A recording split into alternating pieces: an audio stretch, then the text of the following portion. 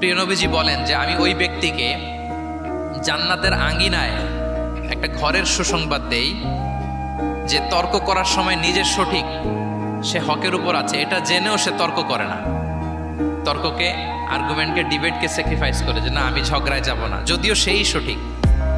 এরকম স্যাক্রিফাইস যে করে জান্নাতের আঙ্গিনায় তাকে আমি একটা ঘরের সুসংবাদ। প্রিয় নবীজি বলেন যে আমি ওই ব্যক্তিকে জান্নাতের আঙ্গিনায় একটা ঘরের সুসংবাদ দেই যে তর্ক করার সময় নিজের সঠিক, সে হকের উপর আছে এটা জেনেও সে তর্ক করে না।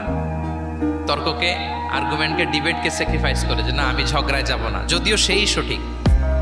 এরকম স্যাক্রিফাইস যে করে জান্নাতের আঙ্গিনায় তাকে আমি একটা ঘরের সুসংবাদ। প্রিয় নবীজি বলেন যে আমি ওই ব্যক্তিকে জান্নাতের আঙ্গিনায় একটা ঘরের সুসংবাদ দেই যে তর্ক করার সময় নিজের সঠিক, সে হকের উপর আছে এটা জেনেও সে তর্ক করে না।